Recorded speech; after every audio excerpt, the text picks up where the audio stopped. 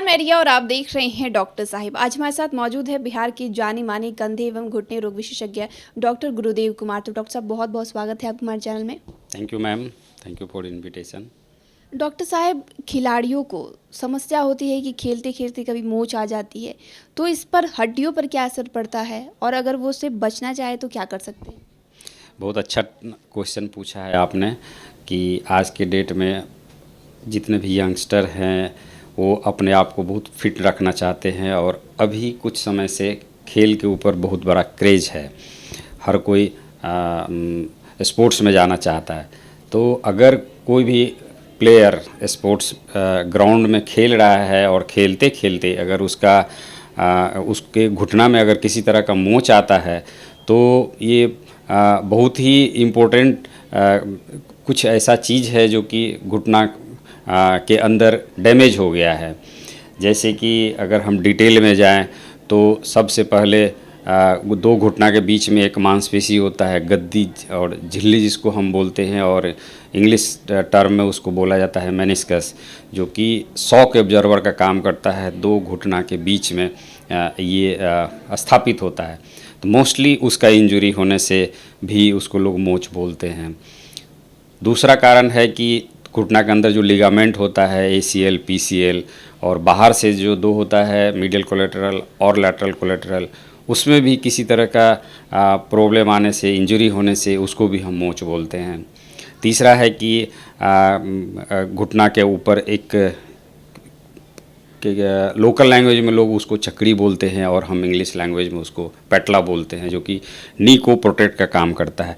तो किसी किसी प्लेयर में ये भी होता है कि वो डिसलोकेट हो जाता है, बाहर आ जाता है, इससे भी मोच होती है।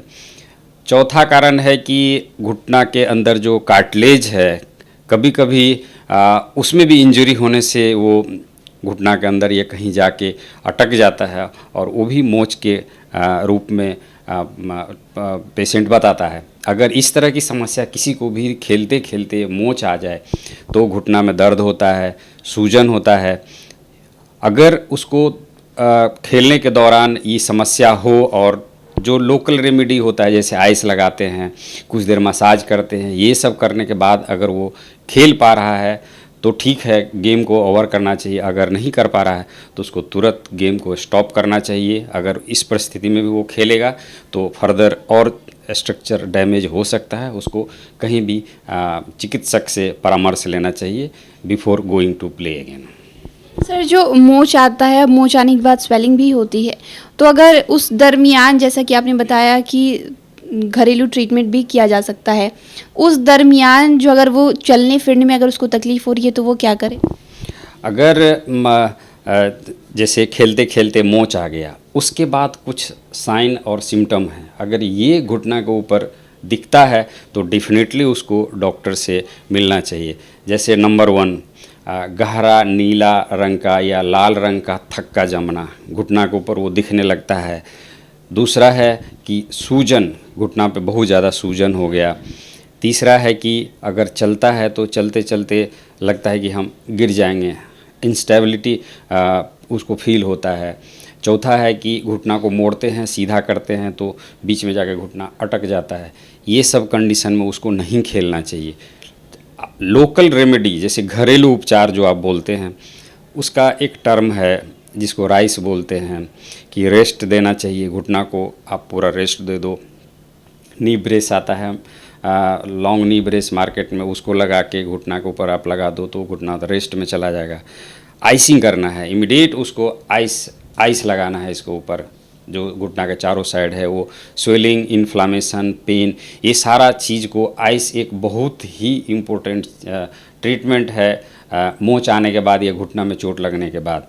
लोगों में ये मिथ है कि नहीं हम इस पे गर्म पानी डालेंगे, नहीं, शुरू में बिल्कुल गर्म पानी नहीं डालना चाहिए, आइस लगाना चाहिए।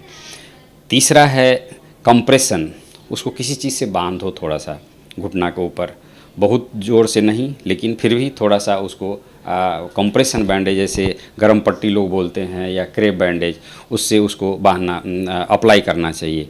और ई का मतलब होता है एलिवेशन, कि उसको थोड़ा सा घुटना के नीचे तकिया रख दिए या बेड को ही ऊपर एलिवेट कर दिए तो ये RICE, rest, icing, compression and elevation, ये बहुत ही लोकल घरेलू ट्रीटमेंट है, इतना करना चाहिए। इसके करने के बाद किसी भी चिकित्सक से परामर्श लेना चाहिए।